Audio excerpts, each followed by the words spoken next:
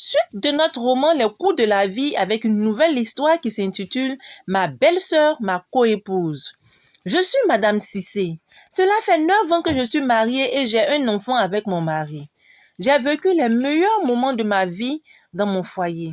Mon mari est un homme charmant qui me comblait et me couvrait de cadeaux.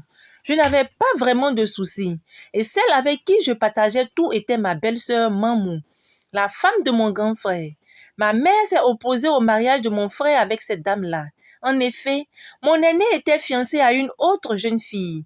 Mais Mamou a usé de tous ses pouvoirs pour briser leur relation et s'installer aux côtés de mon frère.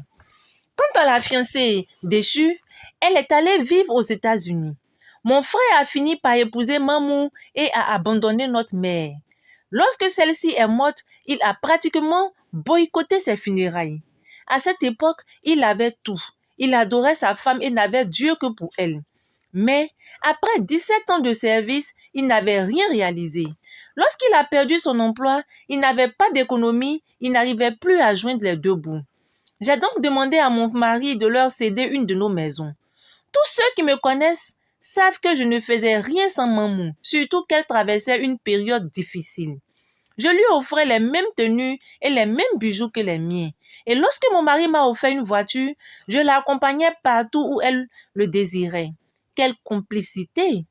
Un jour, elle m'a demandé de lui prêter mes bijoux, ce que j'ai fait sans hésiter. Mais plus tard, ma belle-sœur m'a raconté qu'elle les avait vendus et qu'elle me rendrait l'argent. Ce qu'elle n'a jamais fait.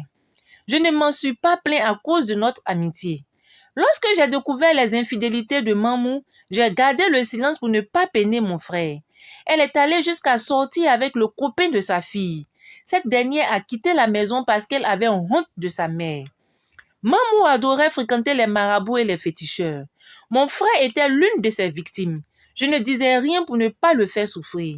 Mais peu à peu, il s'est rendu compte des infidélités de celle avec qui il avait partagé plus de 20 ans de sa vie et avait eu 4 enfants. Cette dernière n'a pas supporté les reproches de son mari qui, pour elle, était un bon à rien. Pour finir, elle l'a purement et simplement mis à la porte en lui disant clairement qu'elle avait l'intention de conquérir mon mari à moi. Mon frère est venu m'informer des projets de son ex-femme, mais je ne l'ai pas cru. Je me disais qu'il divaguait à cause de leur divorce. En tout état de cause, mes rapports avec Mamou avaient pris un coup à cause de la façon dont elle s'était débarrassée de mon frère. Mais ce dernier a eu beaucoup de chance car sa fiancée qu'il avait abandonnée pour Mamou est revenue à ses côtés et ils se sont mariés. Aujourd'hui, ils vivent aux États-Unis. En ce qui me concerne, le pire était à venir. Mamou a patiemment attendu mon voyage à la Mecque pour conquérir mon homme. Comme elle avait facilement accès à ma maison, elle en a profité pour faire avaler à travers les repas toutes sortes de potions à mon mari. À mon retour de la Mecque, certaines de nos amies m'ont mise en garde concernant d'éventuelles relations entre mon mari et elle. Mais je n'y ai pas cru. Parce que mon mari ne l'avait jamais appréciée et s'opposait même à notre amitié. Il la trouvait matérialiste, vulgaire. J'étais donc sereine. Mais à mesure que le temps passait, je sentais qu'il se passait quelque chose d'indéfinissable dans la maison. J'étais mal à l'aise, surtout que je voyais mon mari et Mamou souvent ensemble. Je refusais de me rendre à l'évidence, mais la vérité a fini par s'imposer à moi. Mon mari s'était lui aussi fait prendre dans les filets de cette vipère. Mon amie Mamou, ma belle-sœur, ma jumelle, ma moitié, comme elle aimait si bien le dire, s'est mariée avec mon mari. Depuis maintenant 2 semaines, nous sommes coépouses et elle le dit fièrement. J'en souffre énormément, mais je suis sûre d'une chose. J'adore mon mari et je sais qu'elle l'a envoûté.